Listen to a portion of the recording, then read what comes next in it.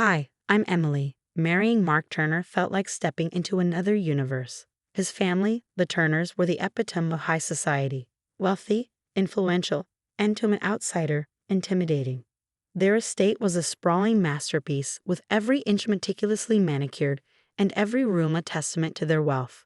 Walking through those halls, I felt like a character in a movie. It was breathtaking and, admittedly, a bit overwhelming.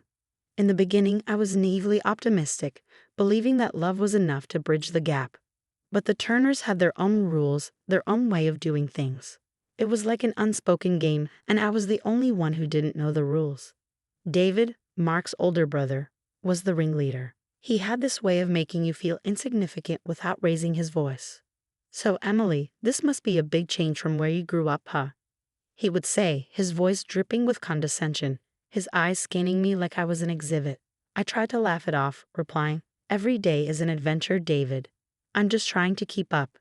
Then there were the dinners, where every word felt like a test, and every silence was loaded with meaning. Mrs. Turner, with her piercing gaze, always found a way to remind me of my humble origins.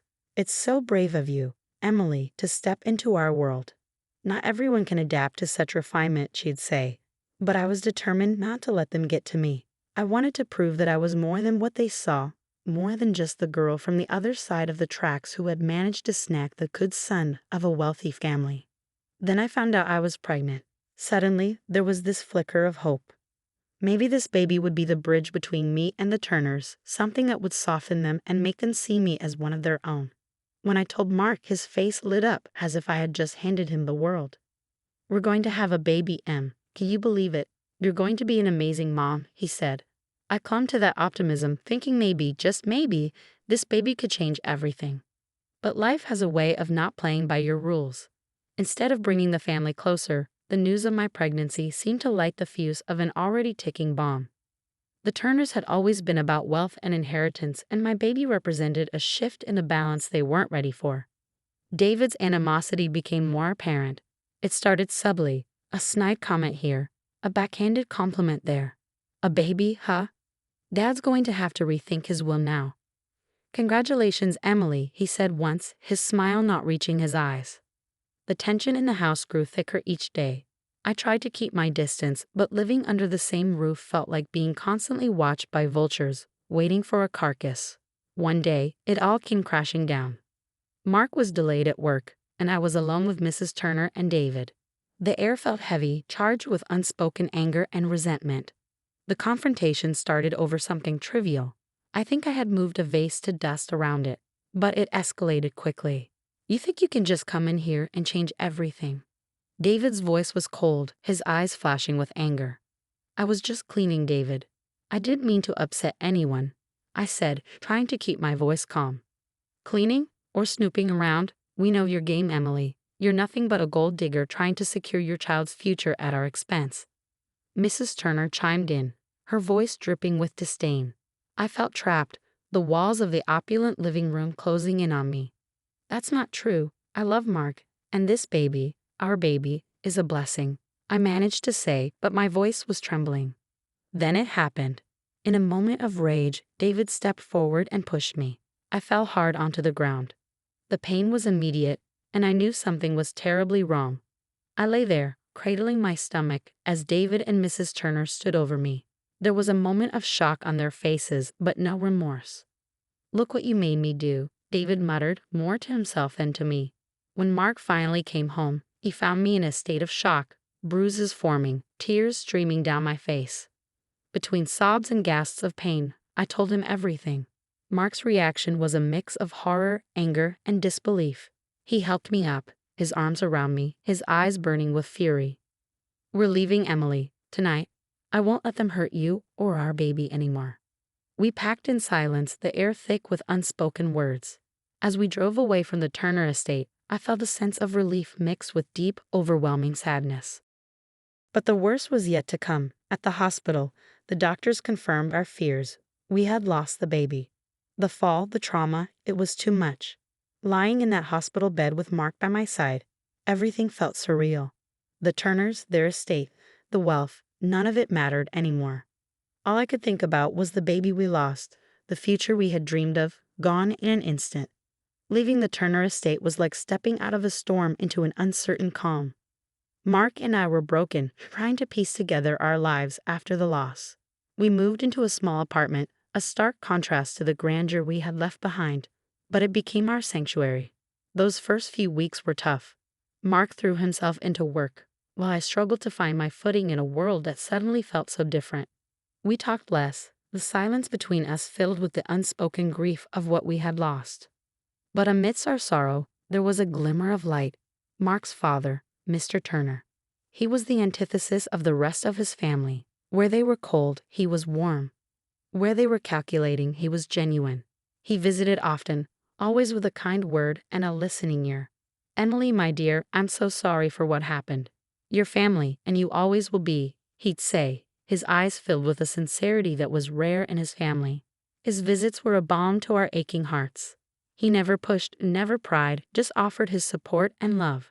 It was Mr. Turner who helped us see that life could still be beautiful, that we could rebuild from our loss. Then something miraculous happened.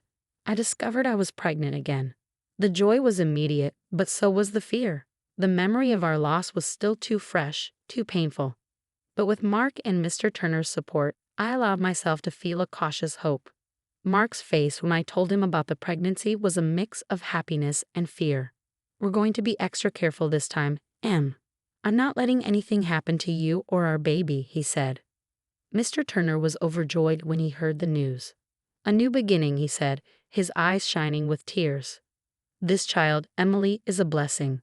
A sign that life goes on, no matter what." But fate had a cruel twist in store. Just when things seemed to be looking up, we received the news.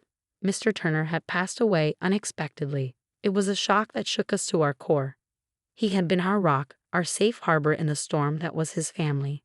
The brief period of mourning that followed was overshadowed by the palpable greed of the Turner family. It was like vultures circling, waiting to see what they could claim from Mr. Turner's legacy. As we grieved the loss of a truly good man, it became clear that the battle for the Turner inheritance was just beginning. But in that moment, all I could think about was the baby growing inside me, a symbol of hope in a time of darkness. After Mr. Turner's passing, the atmosphere within the Turner family shifted palpably. The solemnity of mourning was quickly overshadowed by a barely concealed eagerness for the inheritance. It was like watching actors in a poorly scripted play, their grief giving way to greed. Mark and I attended the reading of the will with a sense of dread. The rest of the Turner family was abuzz with anticipation, speculating about their shares of the estate. The lawyer cleared his throat, opening the will. You could have heard a pin drop. "Mr. Turner has made some specific allocations in his will," he began, his voice formal and emotionless. As the lawyer read on, shock rippled through the room. Mr. Turner had left a significant portion of his estate to me and our unborn child, ensuring our financial security and independence. David's face was a picture of disbelief and anger. "This can't be right. He's leaving money to her and her child." His voice was laced with venom. Mrs. Turner was equally incredulous, her shock mirroring David's. "But that's our inheritance.